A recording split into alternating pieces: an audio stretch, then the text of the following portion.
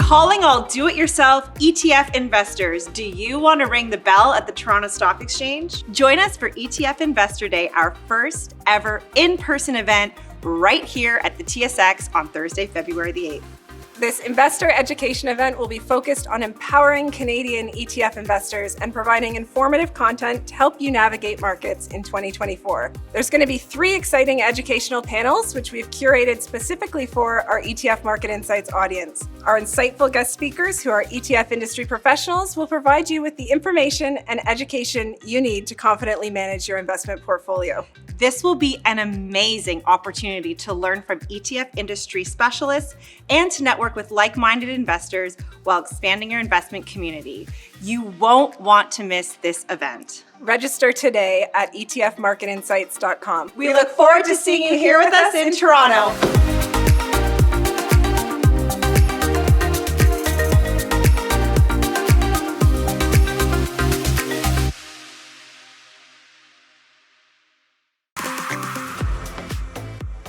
Welcome to ETF Market Insights, a weekly show focusing on the evolving world of ETF investing. Each Friday, a new panel of thought leaders aims to provide investment education and insights, with the goal of helping you become an informed investor. Make sure to visit youtube.com/ETF Market Insights to watch previous episodes. And remember to hit subscribe so you receive a notification when we post new content and when we go live each Friday. Thank you for joining us today. Let's get started. Welcome back to ETF Market Insights. I'm your host, Erin Allen with BMO ETFs. And today we're going to do a 2023 wrap-up or a year in review. And we're going to hear from Jennifer Lee, BMO Senior Economist, on what in the world happened last year and the trends to watch going forward as we continue to see no shortage of moving parts or risk factors in today's environment. A quick reminder before we do get started that we're not providing any investment advice or recommendations. Our channel is all about providing education and market insights to individual DIY investors here in Canada. So today, as I mentioned, I'm welcoming back Jennifer Lee. She's Managing Director, Senior Economist with BMO Capital Markets, where she's been for 2 decades. She's very well known for her colorful commentary on the markets. So really happy to have you back on the channel today, Jennifer. You can also access Jennifer's research yourself on capitalmarkets.bmo.com under the Research and Strategy tab if you want to follow along with her insights after today's episode. So let's jump right in, Jennifer. The FOMC meeting was earlier this week. Let's get started there. What is the Fed signaling, and walk us through the past year in terms of monetary policy, if you would? Sure thing, Erin. Thank you very much for having me on. And by the way, I'm going to have to start upping that count of how many years I've been here. I've been sort of downplaying it a little bit because obviously I started when I was just finished kindergarten. So yes, the Fed met this week. As everyone expected, they stayed on hold. The tone and the dot plot specifically was a bit more dovish than expected.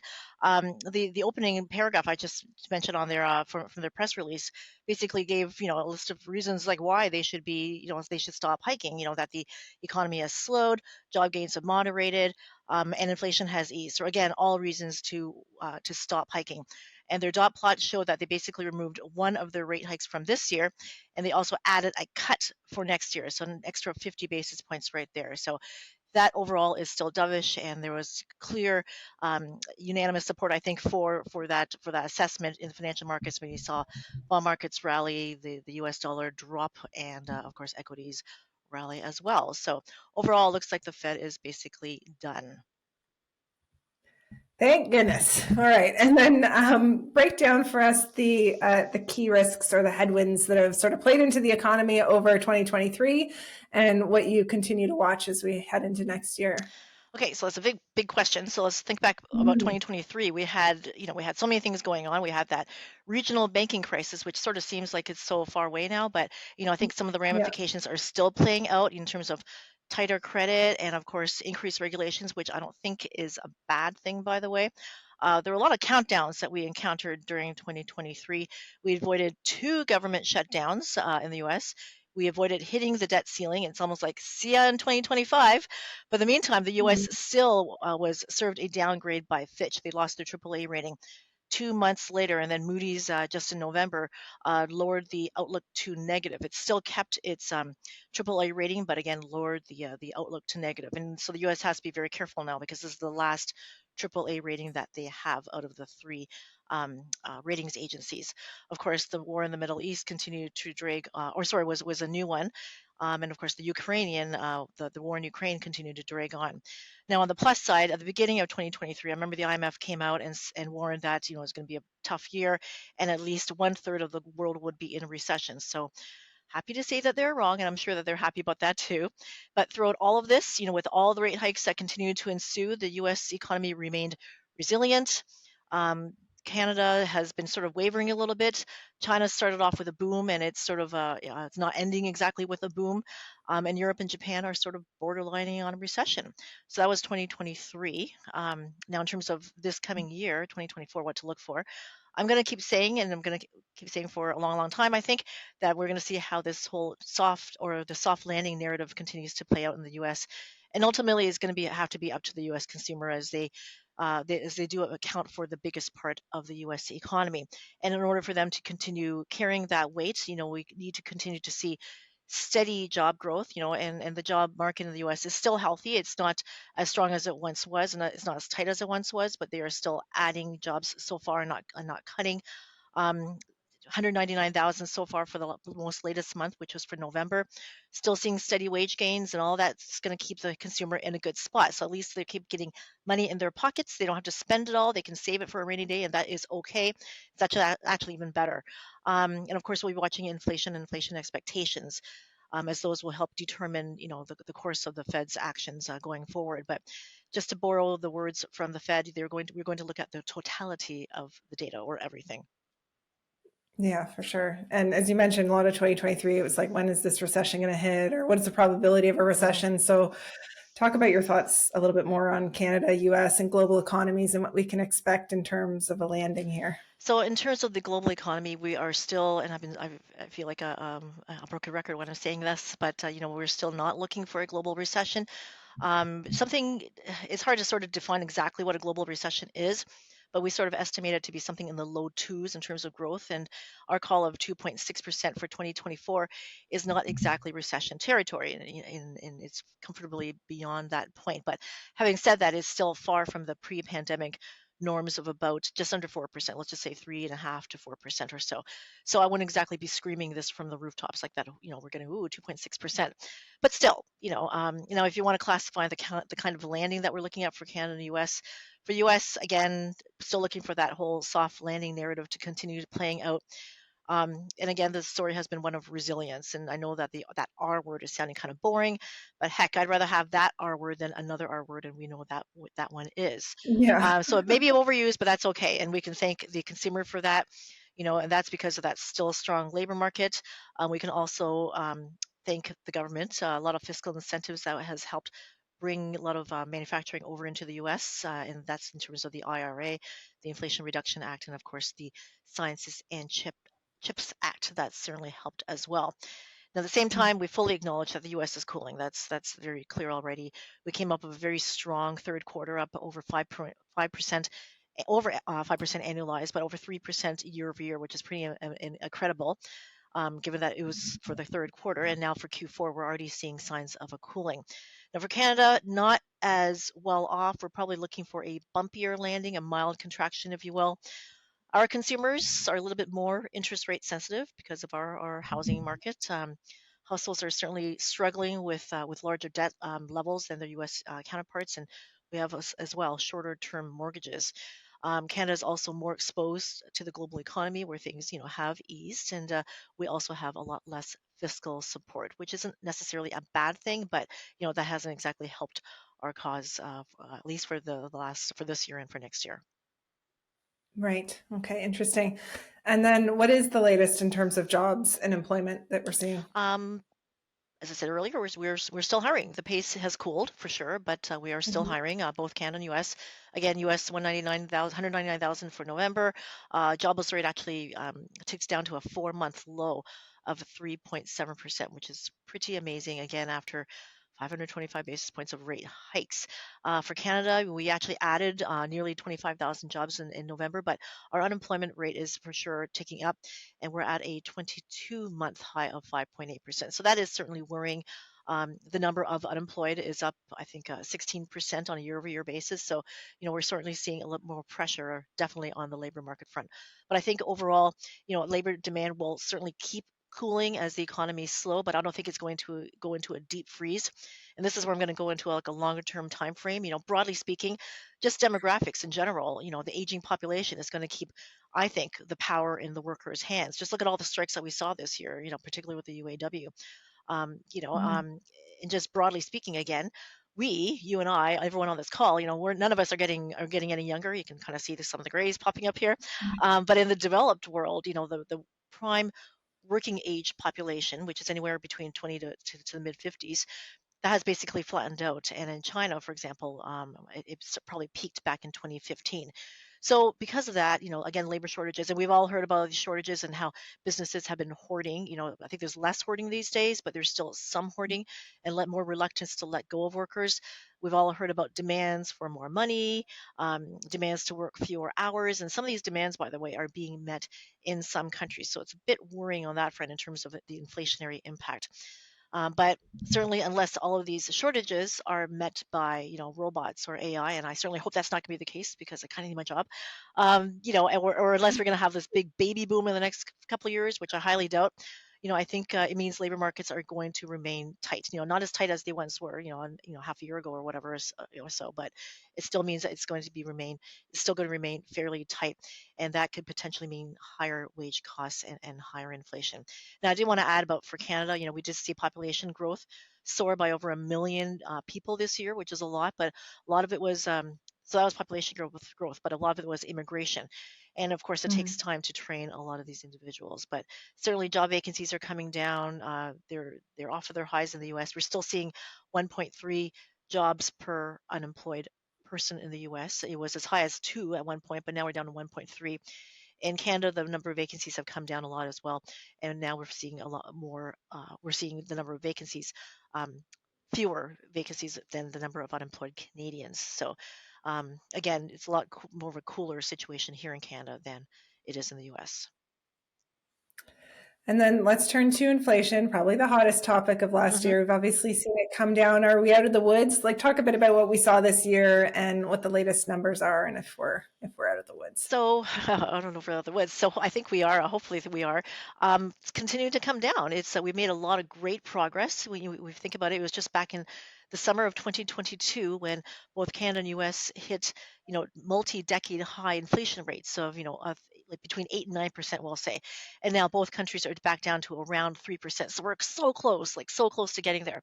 But as Fed Chair Powell has said before, getting from 9 to 3% is I don't think if you use the word easing, but it's almost like, the low hanging fruit.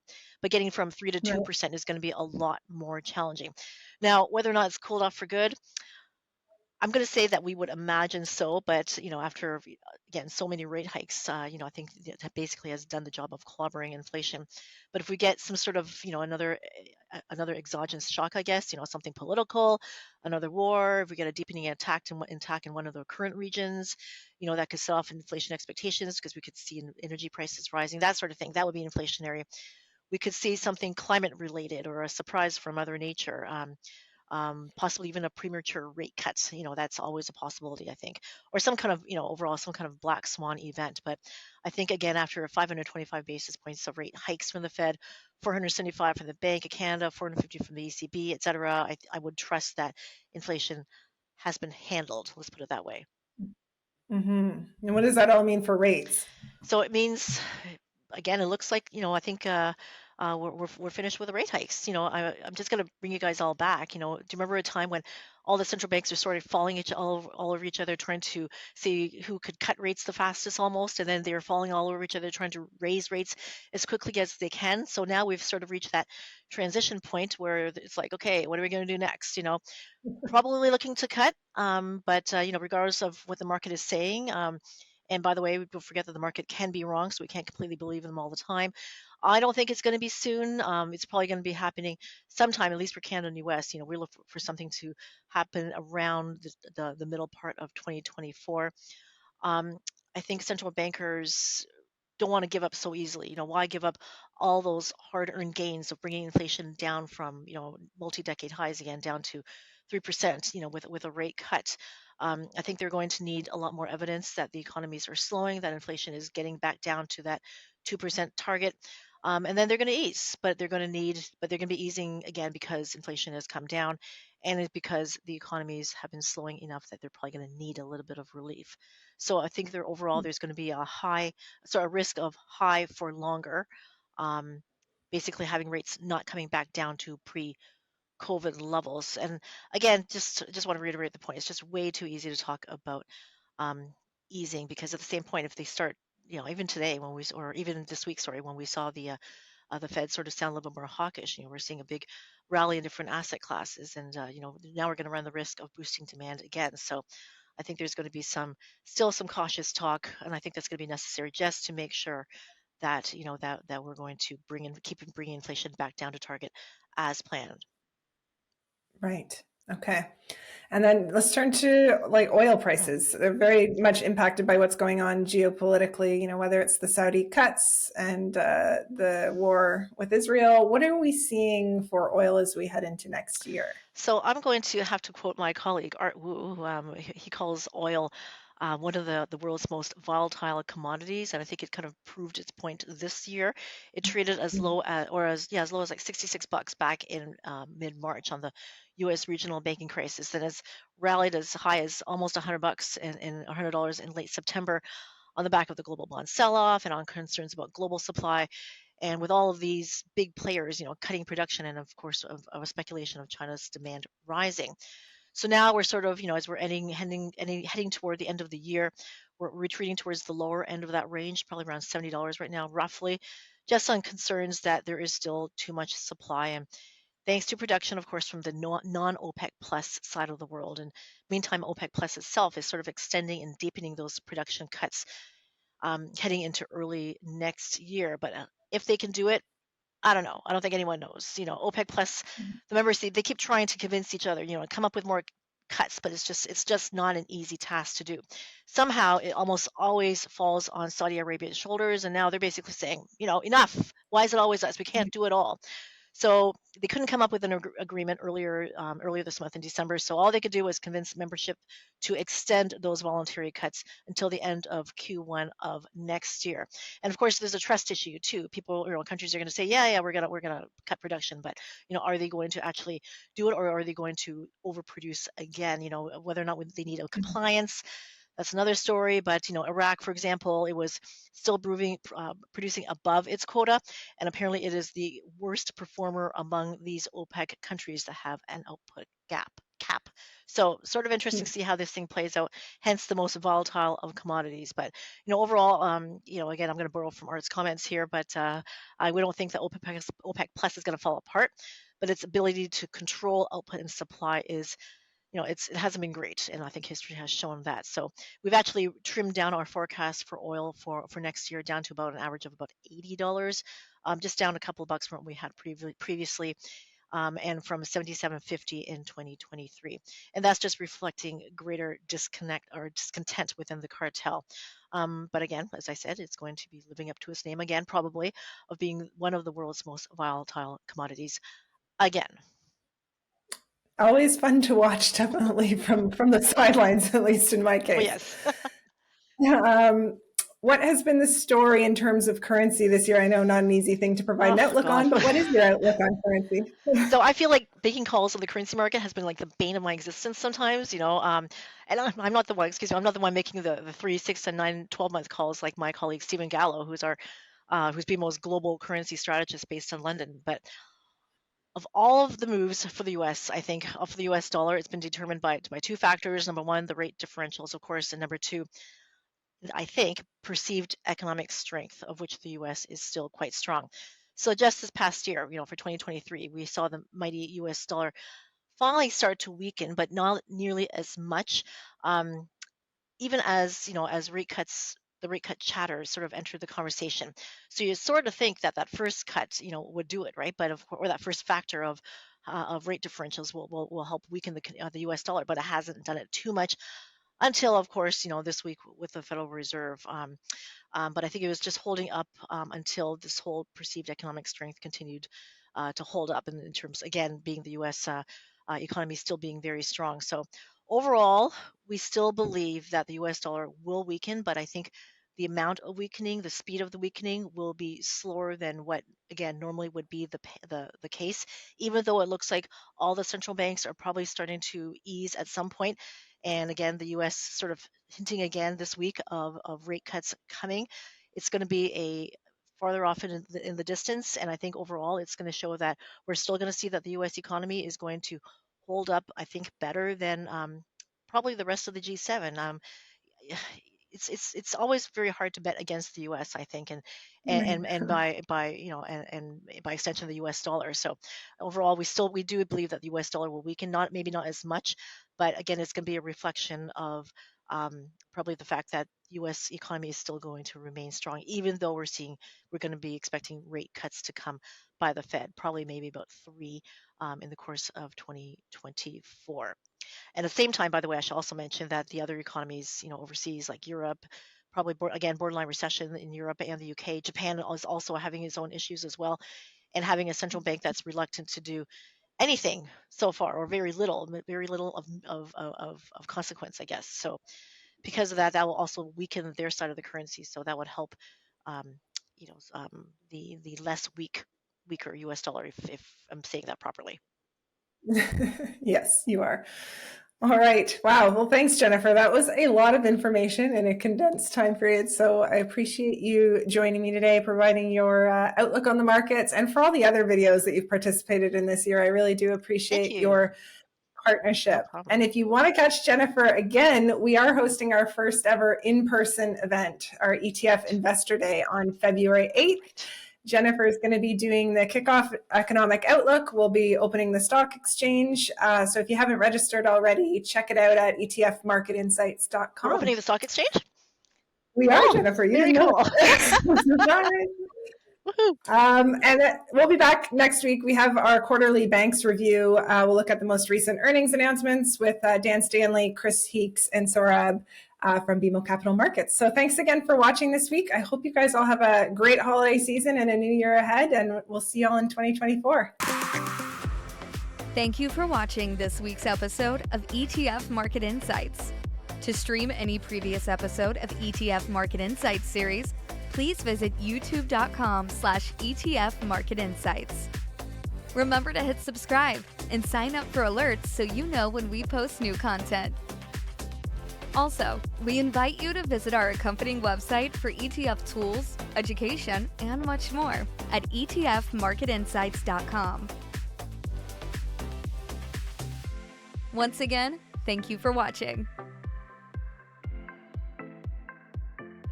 The session provided is for information purposes only. Any reference to a particular company or product is for illustrative purposes only and should not be considered as investment advice or recommendation to buy or sell. Particular investments and/or trading strategies should be evaluated relative to the individual's investment objectives, and professional advice should be obtained with respect to any circumstance.